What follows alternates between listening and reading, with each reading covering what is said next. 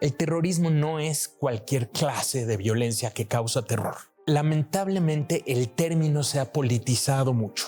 Llamar a alguien terrorista es decirle estás del lado del mal y por lo tanto entonces, si un Estado califica de terrorista a un grupo, dice, a ver, ¿por qué nos llaman a nosotros terroristas? Terrorista el Estado. El terrorismo es esencialmente guerra psicológica que utiliza la violencia solo como instrumento. La violencia no es el objetivo. Entonces para mí lo importante es el escenario, es desplegar esta violencia, mostrarla, porque mi target, o sea, mi audiencia objetivo son esos terceros. El hecho de que yo te ponga una etiqueta de terrorista no me habla acerca de la violencia terrorista, me habla acerca de los intereses que este país o este gobierno tiene al respecto de determinada situación. ¿Qué pasa si se colocan por parte de alguna organización criminal unas granadas, se lanzan en una plaza pública un día del grito en Morelia? Esto es un atentado terrorista. Bueno, ahí ya empezamos a hablar de audiencia objetivo. Efectivamente, un acto así busca impactar a una audiencia mayor y busca mandar un mensaje. Cuando ocurre un evento crítico, traumático, olvídate. Si lo quieres llamar cuasi terrorista, lo quieres llamar tácticas terroristas o lo quieres llamar como violencia criminal, como tú lo quieras etiquetar, pero se necesitan estrategias de intervención psicosocial para evitar esa psicosis de la que tú hablabas. Esto es Punto de Reunión. Hola, ¿qué tal? Muy buen día. Estamos una vez más en el podcast de Punto de Reunión, este espacio de comunicación del Hub de Seguridad. Listos en esta ocasión desde Expo Seguridad en Ciudad de México, en el Centro de Convenciones de Centro Banamex, y que pues nos da mucho gusto estar en esta exhibición que es un marco que da pie a toda la industria de la protección, de la prevención, de la seguridad, y que en una ocasión más pues estamos con invitados que pues bueno, ellos participan en la exhibición. Y que nos da un gran gusto y un gran placer estar hoy con Mauricio Meshulaum. Sí. Mauricio Meshulaum, muchas gracias por estar con nosotros. Al contrario, gracias por la invitación. Un placer. Gracias, Mauricio. Pues él es egresado de la licenciatura en Relaciones Internacionales por la Universidad Iberoamericana. También tiene una especialización en Historia en Estudios Humanísticos con especialización en Historia por el TEC de Monterrey. Y tiene también una especialización en terrorismo, mediación y paz por la Walden University en Estados Unidos. Así es. Además de otros estudios diplomados, eres académico, eres conferencista, consultor. Actualmente funges como el director del Centro de Investigación para la Paz en México AC, entre otras cosas. Así es. Pues muchas gracias. Y pues con esta especialización que Mauricio tiene, nosotros nos vamos a enfocar en nuestra conversación sobre terrorismo. Porque el terrorismo pues, es algo que ha formado parte de la humanidad pues, prácticamente en la época contemporánea. Quisiera hacer un brevísimo contexto para que mejor me ayudes tú. Básicamente es el hecho de que existe el terrorismo, es una parte casi decía yo intrínseca del ser humano y que lo ha venido acompañando pues como este deseo de llevar algún mensaje, llevar algún liderazgo, crear algún grupo de poder. Pero ¿qué es mejor tú que nos expliques mejor la definición de terrorismo? Te agradezco. Mira, justamente el contexto en esta Expo de Seguridad que me pidieron abordar tiene que ver con México. O sea, tiene que ver con en qué medida algunas de las violencias que existen en el país pueden ser consideradas como terrorismo. ¿Hasta qué punto? ¿Hasta qué punto sí? ¿Hasta qué punto no? ¿Por qué importa la discusión? Es decir, o sea, déjame planteártelo así. Si ocurre una balacera tristemente en una discoteca, como el Cristín, ¿te acuerdas? Claro. Esta balacera en el Cristín. ¿Ese es un acto terrorista, sí o no? Porque si igual la gente murió, igual lamentablemente la gente se espantó. ¿Por qué es importante preguntarnos si ese fue un atentado terrorista o si no es un atentado terrorista? ¿De qué nos sirve a la sociedad mexicana entender eso? Y no digo al gobierno. O sea, hay que entender que el Estado incluye el gobierno, pero incluye también la sociedad.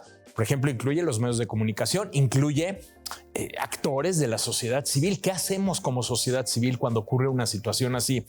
Y estas preguntas pues, son pertinentes, las discutimos en México desde por lo menos 2010, cuando empezamos a retomar el tema. Quiero nada más mencionar que yo procedo del campo, como lo dijiste, de relaciones internacionales y por lo tanto, pues nosotros estudiábamos todo esto pues muy allá, ¿no? O sea, hablábamos de Medio Oriente, todavía. De Medio Oriente, hablamos de que si un atentado terrorista en Oslo a manos de un perpetrador en contra de un campamento de jóvenes del Partido Socialdemócrata, o si los atentados de Boston, o si los atentados de San Bernardino, California, o en París, los atentados. O con alguna bandera religiosa. Claro, alguna bandera religiosa o ideológica. Y esta es parte de lo que nosotros hacemos. Entonces, traemos estos estudios a México y nos hacemos esas preguntas, ¿no? Entonces, claro, la primera pregunta es: ¿qué es terrorismo? ¿Y por qué es importante hacernos esa pregunta? Entonces, aquí tenemos que partir de lo siguiente. El terrorismo no es cualquier clase de violencia que causa terror. Es un primer elemento porque lamentablemente el término se ha politizado mucho. ¿Sí me explico? O sea, llamar a alguien terrorista es decirle estás del lado del mal, y por lo tanto entonces, si un Estado califica de terrorista a un grupo, dice, a ver, ¿por qué nos llaman a nosotros terroristas? Terrorista el Estado. Ese es el terrorista, no yo. Y entonces pareciera que es una guerra de insultos. Y eso desvirtúa el uso de la palabra. Cuando un término deja de definir un fenómeno, te deja de servir. Porque entonces no te distingue. Pierde sentido. Tú eres terrorista, yo soy terrorista, el otro es terrorista. Entonces nos acusamos todos de terrorismo. Entonces terrorismo es cualquier cosa. Claro. ¿No? Incluso nuestras leyes. Yo he tenido discusiones aquí con diputadas, diputados, senadoras, senadores respecto a la ley sobre terrorismo en México. No, o sea, a ver, terrorismo es una categoría muy específica de violencia que tiene que ser analizada desde la perspectiva académica primero y luego de seguridad después, para distinguirla de otras violencias y atenderla de manera diferenciada como violencia diferente que es. El terrorismo consiste esencialmente no en violencia que causa terror, sino en violencia pensada y premeditada para causar terror, y a través de ese terror, como vehículo, canalizar, como lo decías tú hace un momento, determinados mensajes, determinadas reivindicaciones, ejercer presión psicológica. El terrorismo es esencialmente guerra psicológica que utiliza la violencia solo como instrumento. La violencia no es el objetivo. El objetivo, fíjate, yo cometo un acto terrorista acá, ¿sí? Te causo un acto dañino a ti, ¿sí? Para que otros lo vean como si fuera un escenario cuasi teatral. Entonces para mí lo importante es el escenario, es desplegar esta violencia, mostrarla, porque mi target, o sea, mi audiencia objetivo son esos terceros. A los que les voy a causar el terror. El terror. Yo voy a causar terror en esos terceros. Entonces, tú eres mi instrumento. Lamentablemente, los instrumentos pues, son vidas humanas, son personas que estaban tomando un café, personas que fueron a divertirse a un centro recreativo. Me explico, personas que estaban viajando en un avión. Esos son las víctimas directas, pero son mis instrumentos, porque vete a un escenario macro. Imagínate los atentados del 11 de septiembre en Estados Unidos, que van a utilizar a estos aviones y a las Torres Gemelas y al Pentágono y a las víctimas directas como instrumento para que entonces vengan todos los medios de comunicación y caigan en mi trampa, eso es lo que necesito yo, y reproduzcan una y otra vez, mandando el mensaje mucho más allá de Nueva York, mucho más allá de Estados Unidos, y el mensaje es: cuidado, acá estamos en contra de ustedes, y como dice el autor Philippe Zimbardo, para que el monstruo se te meta en la cama, el monstruo se te mete en la alcoba, se te mete en el closet y ya no puedes dormir, porque entonces vas a sospechar del vecino. Si alguien tiene cara de árabe, vas a decir yo no quiero sentarme aquí, y entonces la sociedad se empieza a alterar. Y una sociedad que opera bajo el estrés, bajo el miedo, opera de formas muy peculiares. Y cuando los que perpetran este tipo de acciones están buscando eso, entonces se cierra el círculo y cumplen su objetivo. entre más lo logran, más eficacia hay tiene. Muchos eventos agresivos, violentos, que no necesariamente van enfocados en eso. Entonces ahí está la pequeña diferencia, la pequeña gran diferencia. La gran diferencia. Yo hago un acto delictivo, me meto a tu casa y soy una banda de secuestradores. Exacto. Y mi objetivo es robar, mi objetivo es secuestrar, mi objetivo es traficar algún tipo de droga. Mi objetivo no es causarle terror a la sociedad. Sin embargo, ¿por qué es importante traer esto a contexto en los tiempos actuales? Pues podríamos pensar que en los últimos 20 años en México se ha dado un cambio en lo que percibíamos como delincuencia organizada a lo que hoy es una delincuencia organizada que hasta cierto punto sí busca generar esos descontroles, generar ese miedo, generar ese terror en la gente para que los gobiernos de pronto se pongan a sus pies y hagan lo que ellos quisieran hacer y empiece otro tipo de negociación. Entonces, te diría, ¿por qué es importante que ahora sea en México y cuál es el contexto de México? ¿Estamos aquí viviendo terror o no? Qué bueno que lo apuntas por ahí, porque justamente por ahí va la discusión, ¿ok? Y lo vas entendiendo justamente muy bien. Miren, el primer punto es, yo diría, dos distinciones importantes. La discusión es delicada. Es delicada porque en el momento en que se habla de terrorismo, se corre el riesgo de que una agencia internacional, el Departamento de Estado en Estados Unidos, la Casa Blanca u otros países etiqueten a un actor como terrorista. Y mucho ojo con esto. El hecho de que yo te ponga una etiqueta de terrorista no me habla acerca de la violencia terrorista. Me habla acerca de los intereses que este país o este gobierno tiene al respecto de determinada situación. Entonces, vamos a ver que Estados Unidos, por ejemplo, coloca etiquetas de terrorista o quita etiquetas de terrorista, las pone y las quita, no dependiendo de la violencia, sino dependiendo de los intereses de política exterior que va teniendo. Entonces es muy delicado y cuando hablamos del tema, incluso gente aquí mismo en el CISEN me llamaron y me dijeron, Mauricio, es muy delicado. Lo entiendo, además porque tengo una especialización doctoral en el tema y lo conozco. Además, tiene implicaciones legales. Y cabe mencionar que es toda una referencia, has dado muchas entrevistas, te buscan medios, te buscan sobre centros de investigación sobre este tema. ¿Cómo te llamaban? ¿El Chico Bomba? El Chico Bomba. Me llegaron a llamar en cierto momento que estábamos cubriendo atentados terroristas casi cada semana, por ahí del 2014, 15, 16. Era un tema muy delicado que generaba mucha atracción porque eran justo en capitales europeas y todo lo demás. Pero el punto es que te busca y entonces hacen estas evaluaciones. Definiciones. ¿No? Entonces, ahora, comprendo entonces lo delicado del tema. Número 2. No podemos hablar de terrorismo clásico en México. El objetivo normalmente de un atentado terrorista tiene que ver con metas políticas y tiene que ver con la lucha de combate asimétrico. Puede ser una lucha nacionalista, puede ser una lucha religiosa, puede ser una lucha ideológica. Aunque el Instituto para la Economía y la Paz en el Índice Global de Terrorismo ya ha extendido la definición incluso a metas económicas. Entonces aquí la pregunta que nos tenemos que hacer es ¿hasta qué punto el objetivo de quienes perpetran determinados actos en México es político? Pero antes de eso, centrémonos en la audiencia objetivo. ¿La sociedad civil? A veces no. Este es el punto. Vamos a intentar diferenciar por casos y casos. No hay un solo parámetro que mida a toda la violencia criminal en México. Entonces, si por ejemplo, el cártel del Chapo Guzmán tenía algo contra los Arellano Félix, específicamente iba por ellos a una discoteca y se puso a dispararles, claro, habían personas a ellos y a los que estaban al lado, pero no había una audiencia objetivo como para utilizar esa violencia como instrumento, sino que el objetivo era directamente matar a una persona, asesinar a una o a dos, a tres, a cuatro, a darle un golpe a otra banda criminal que resultó que era a través de una violencia perpetrada en un espacio donde habían personas comunes y corrientes pasándola bien un día por la noche, una noche, ¿no? Entonces ese acto genera terror, pero no necesariamente es un atentado terrorista. Ahora déjame irme al otro extremo.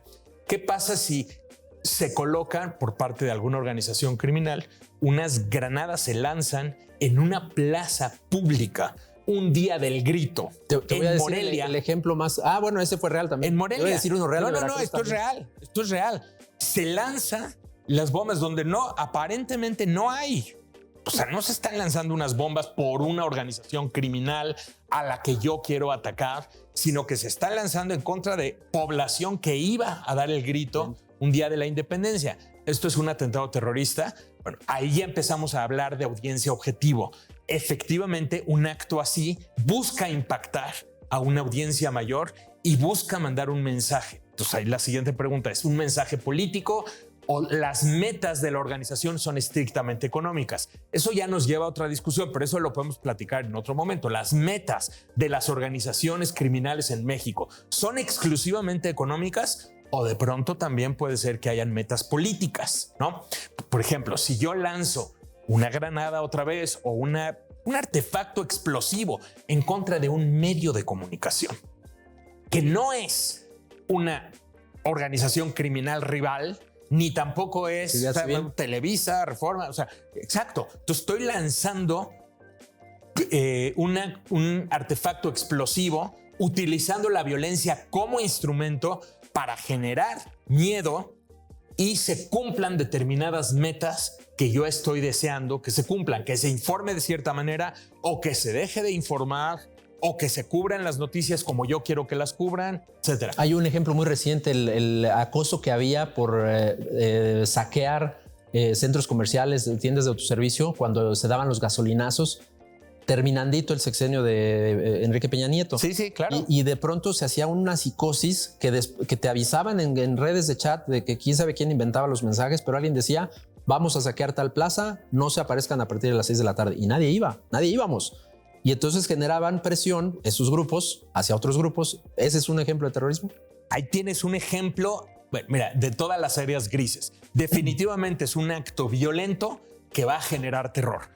Definitivamente hay una intencionalidad de generar terror. Esa psicosis masiva no es producto del azar, no es producto de que simplemente hubo una balacera o que simplemente hubo un enfrentamiento entre bandas criminales, sino que hay una construcción y hay una manipulación de emociones y hay una utilización de redes sociales, porque ese es el otro elemento: cómo usas a los medios, cómo usas a las redes sociales para generar este estado de terror. La desinformación, entonces, la siguiente discusión es si la motivación es política o estrictamente económica. Ahí hemos tenido un debate, quiero decir que no es un debate acabado, y muchas personas pues hemos intentado adoptar un camino medio. El camino medio tiene que ver sobre todo con que a veces no es tan claro. A veces la audiencia objetivo es otra organización criminal. A veces la audiencia objetivo es el ejército. A veces la audiencia objetivo es la policía. A veces la audiencia objetivo es toda la sociedad. A veces es una combinación de todas, ¿no? Donde estoy tratando de mandar mensajes o ejercer presión psicológica sobre todos los anteriores que acabo de mencionar. Entonces, por eso, por la falta de claridad en algunos de estos eventos, yo he optado desde el 2010-11 por hablar de eventos cuasi terroristas. O sea, que se le asemejan, se le parecen, que contienen varios elementos del terrorismo clásico, pero que no necesariamente contienen todos. Otro colega que trabajó en el CIDE durante muchos años, el experto en terrorismo también, el colega Brian Phillips, escribió bastante y difundió, y tuvimos amables discusiones al respecto. Él llamaba organizaciones criminales que utilizan tácticas terroristas, para distinguirlo de organizaciones terroristas y que no se vaya a pensar, justo por lo que yo decía, ¿no? Que califiques como organización terrorista a un determinado grupo criminal con las implicaciones que tienen, ¿no? Entonces, usan tácticas terroristas, pero no necesariamente tienen todas las características de una organización terrorista. Oye, y entonces, ahora, la pregunta es: ¿de qué nos sirve? Esta es la parte más relevante. ¿De qué me sirve saberlo? Y aquí déjame respondértelo así. El factor principal es que el miedo a la violencia tiene que atenderse de manera diferenciada que la violencia misma. Cuando tú hablas de estrategias de prevención, una cosa es la prevención de la violencia, muy importante, importantísima, pero otra cosa distinta y paralela se tiene que dar en materia de prevención psicosocial. ¿Sí? Entonces tienes prevención de violencia, prevención psicosocial, luego tienes intervención. Cuando ocurre un evento crítico, traumático, olvídate si lo quieres llamar cuasi terrorista, lo quieres llamar tácticas terroristas o lo quieres llamar como violencia criminal, como tú lo quieras etiquetar, pero se necesitan estrategias de intervención psicosocial para evitar esa psicosis de la que tú hablabas. O sea, ¿qué hace una sociedad? ¿Cómo es esta estrategia de prevención psicosocial? Bueno, hay prevención, hay intervención y hay postvención. Son 3 tiempos. Ok. Básicamente consiste en experiencia internacional muy bien documentada, que lo que hace es que pone en acción a la sociedad civil con protocolos eficaces, protocolos muy bien ensayados para que la sociedad civil actúe de manera bien capacitada cuando suceden eventos crítico traumáticos. Entonces, déjame ponerte un ejemplo. En este momento estamos en un centro de convenciones. Imagínate que tú en este momento escucharas una explosión o hubiera una balacera porque alguien dijo, Dios guarde, ¿no? Dios guarde. Pero imagínate que salgo corriendo, gritando y... Tú vas a salir corriendo, vas a salir gritando y ese policía probablemente no sabe qué hacer y también va a salir corriendo, gritando. Entonces nadie sabe qué hacer. La prevención es sí saber qué hacer. ¿Cuáles son los protocolos? ¿Quién tiene qué función exactamente? ¿Cómo haces para controlar a una masa de población que tal vez estaba en una plaza pública? Imagínate el concierto de Rosalía. Vamos a ir, ¿no? Vamos a ir al concierto de Rosalía. Ok, ¿qué haces con 200,000 personas? ¿Cuál es la prevención psicosocial en caso de que llegase a ocurrir un incidente crítico traumático? Sí. Por ejemplo, una escuela. Ok, ¿qué función tiene cada maestra y cada maestro? No es a la intuición. Los padres de familia y la directora. Ya voy. No es a la intuición de, a ver, cada quien que haga lo que le nace hacer del corazón. Niños, métanse debajo de las mesas y récenle a Dios. No, es qué hace el colegio si sucede una situación así, una balacera en la escuela o alrededor de la escuela. Eventos que hemos tenido. No estoy hablando de cosas. Exacto. Estoy hablando de situaciones. ¿Qué hacen los padres de familia? ¿Cuál es el comportamiento en redes sociales? ¿Cómo llenas los vacíos de información? ¿Qué tienen que hacer los medios de comunicación? Todo eso es prevención, ¿eh? O sea, tú capacitas a los medios de comunicación en cuanto a ver qué información vas a dar para cumplir con tu función. Porque no se trata de ocultar, ¿eh? De ninguna manera. Para nada. Ocultar información, no. Ok, pero ¿cómo informas? ¿Qué informas? ¿Qué tienen que hacer las agencias públicas para llenar vacíos de información y que no se llenen con rumores? Claro, porque la psicosis genera rumores. Y es crear tranquilidad. La información da tranquilidad. Entonces, una información, das la información y estamos adecuada, haciendo esto y los pasos a seguir son estos. Eso es prevención. Ok, intervención es cuando ya tienes a la sociedad preparada, sociedad civil, gobierno, medios de comunicación, ya están preparados.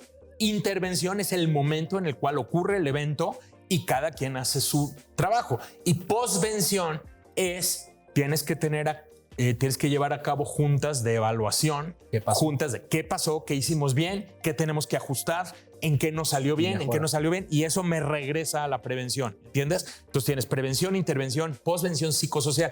En esencia, de lo que se habla es cómo retornas a una sociedad a la normalidad, a su rutina, a su vida diaria. Porque la mejor cura para el pánico y para el terror es la rutina, es la vida diaria. Tú, debido a un acto terrorista, alteras tu conducta, o a un evento cuasi terrorista, alteras tu conducta, dejas de salir, dejas de ir al cine, dejas de ir a divertirte porque dices, tu mente dice, aquí hay peligro, no quiero ir ahí, prefiero quedarme en casa. Se crean estos toques de queda, ¿no? En ciudades que tenemos tantos en México. Se crean estos toques de queda, a veces decretados, pero a veces la sociedad de voz en voz se vacía. Lo hace. La sociedad, ok, entonces ¿cómo retornas a la normalidad? Yo no estoy diciendo que tengo todas las respuestas yo solito, ¿no? O sea, es una serie de acciones que llevas a cabo con actores de distinta procedencia. Cada quien tiene una función. Y como Estado lo tenemos que atender. En esencia, pues es ¿Se eso. está atendiendo? ¿Hay alguien que ya está trabajando, aparte de ustedes, obviamente, pero que tú me dijeras, hay instituciones, hay empresas, se han metido a través de programas de responsabilidad social a educar a sus trabajadores para llevarles esa información? Yo, la verdad, no estamos en pañales. Seguimos en pañales. Hemos hablado muchísimo sobre estos temas. Algunas cosas se han avanzado. ¿Y hasta qué punto hablar del tema crea pánico también? Porque yo como colaborador en una empresa me dicen, te vamos a dar una capacitación sobre terrorismo Digo, pues ¿en qué país estamos? Que ya me van a hablar de terrorismo, ¿no? ¿Crea o no crea pánico eso? Bueno, o más bien crea certidumbre. Tienes que hacerlo con una consultoría bien acompañada y bien capacitada para que los mensajes no reproduzcan lo que estás buscando evitar, ¿me entiendes? Claro. Entonces, aquí, así como en México tenemos una cultura de prevención con desastres naturales, por ejemplo, hay protocolos de acción de qué ocurre si en este momento hay un temblor. Un sismo muy bueno, en México somos ¿no? muy buenos. Exacto, somos muy buenos, pero fíjate cómo actúa la sociedad civil. O sea, cómo de pronto empiezan los chavos, inmediatamente llegan con sus chalecos y te dicen apaga el cigarro acá, hace esto. Las brigadas se organizan. Este es un tipo de acción que se necesita también tomar para un país que está viviendo semejantes niveles de estrés. Aquí la labor de un centro como el nuestro ha sido investigar y documentar. Nosotros tenemos información recabada desde el 2010 en adelante que consiste en datos de estrés postraumático asociados a la violencia. Son estudios. ¿Esta información es pública? 100%. ¿Cómo podemos acceder a ella? Si nos buscan en nuestra página www.cipmex.org, tenemos ahí todo publicado. cipmex.org. CIP, a propósito de Centro de Investigación para la Paz México. Centro de Investigación para la Paz, CIP México, MEX. Para conocer más del tema, para llevárnoslo a nuestras casas, para ver si esto, no sé, te pregunto si se puede llevar a mi empresa, si me lo puedo llevar automáticamente. La idea es pues trabajar en lo local, trabajar despacito. Yo no puedo tal vez cambiar con mis manos todo el país, ni toda la situación, pero tal vez puedo cambiar alguna parte de la cultura en casa, en mi empresa, en mi espacio, en mi colonia, por ejemplo. Puedo practicar. Hay un chorro de otros elementos, o sea, temas como, por ejemplo, el deporte. Con pequeñas acciones. Exacto. El deporte, eventos artísticos. La cultura. En general, o sea, son medicinas contra el estrés y se necesitan.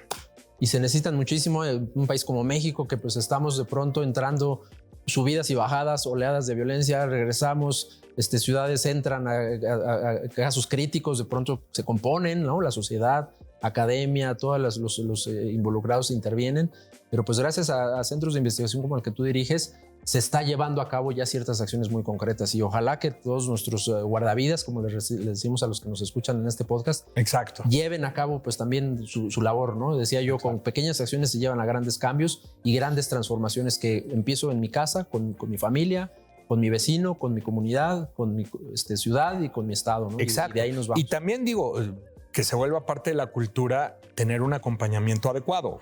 Nosotros damos capacitación a medios de comunicación, damos capacitación a escuelas, universidades, empresas justamente en este sentido. Digo, no es para nada promoción, somos una ACE que no tiene fines de lucro, que creemos en lo que hacemos, tenemos que sostener esa actividad, pero creemos en lo que hacemos. Pero definitivamente se necesita acompañar. O sea, ¿cómo le hago para comunicarlo a mi empresa y que no cunde el pánico en mi empresa? ¿Cómo lo hago para hacerlo en mi familia y que en mi casa haya una cultura adecuada? ¿Cómo lo hago para mi colonia? ¿Cómo lo hago para mi municipio, por ejemplo? ¿Cómo hago llegar este mensaje a una presidencia municipal? En fin, o sea, todo esto pues, se necesita acompañar y necesitamos echarnos la mano entre todos. Entre todos y todas. Sí, yo soy un convencido de que somos más los buenos, sigo creyendo en eso, sigo creyendo que si hay malos que se están creyendo que son más, hay más de los que se quieren convertir a buenos. Nadie vive satisfecho con una vida de negatividad, de Así violencia. Eso es un momento importantísimo para México para cambiar. Y pues bueno, me gustaría pedirte una última reflexión para cerrar, porque sé que estás muy ocupado y que vas a un evento ahorita. Entonces, ¿qué le dirías a nuestra comunidad de guardavidas? Pues para terminar, un último consejo relacionado con este tema. Mira, el primer elemento es tomar conciencia de todo esto y entenderlo como una parte diferenciada del tema de la violencia. Es decir, el miedo, el terror, son temas importantes que se tienen que atender. Segundo, comprender que se puede hacer algo al respecto, se puede atender, hay mucha experiencia internacional al respecto. Tercero, los invitamos, por supuesto, a revisar nuestra página, echar un vistazo a todos los elementos de cómo construimos paz a partir de atender y mitigar el miedo como uno de los elementos. No es para nada el único, pero es uno fundamental. Claro. El tema del miedo, ¿no? Y darle una revisada a las acciones concretas y probarlas, o sea, darle una probadita a lo que significa realmente empezar a trabajar con protocolos de prevención en casa, en colonia, en escuelas, en organizaciones civiles, en organizaciones religiosas, por ejemplo, una iglesia. O sea, Claro. cómo actuar con protocolos de prevención puede ayudar a mitigar el estrés. Todo el tema del terrorismo es que me siento impotente por lo que está sucediendo. Claro. Entonces lo que necesitamos es regresar la potencia, o sea, regresar al poder, retomar el control de lo que está pasando en nuestra sociedad. Y es un tema psicológico que no tiene que ver con lo que nuestro gobierno haga o deje de hacer, que esa es otra chamba, es otra tarea importantísima, pero la parte del control y la parte del poder está en buena medida en nuestras manos. Me gustó mucho cómo lo aterrizaste, este conocimiento de estos protocolos, que hay tantos y que son tan importantes como saber tener un protocolo de prevención para qué hacer en caso de sismo, pero para qué hacer en caso de incendio. Exacto. O para dar primeros auxilios, o para estar en un evento como Exacto. este que a cualquiera nos puede tocar. Exacto. Lo mismo estás en un municipio, en una fiesta de fiestas patrias, lo mismo puedes estar en un aeropuerto, lo mismo puedes estar en una vía pública, en tu escuela. Son protocolos importantes todos y me da mucho gusto que hayamos tenido esta conversación súper interesante. Sin embargo, el tiempo apremia, vas a tu conferencia, entonces te quiero agradecer de todo corazón de parte de toda nuestra comunidad estos minutos. Al contrario, gracias por la invitación, es un placer. Y gracias a toda nuestra comunidad de guardavidas que pues nos han acompañado a lo largo de esta charla. Vamos a tener varias aquí en Expo Seguridad. No se pierdan todas las que vamos a estar pues teniendo. Y también pues síganos mandando sus opiniones y todos los comentarios que tengan al respecto del programa del podcast, así como de nuestras redes sociales en el Hub de Seguridad. Hasta pronto.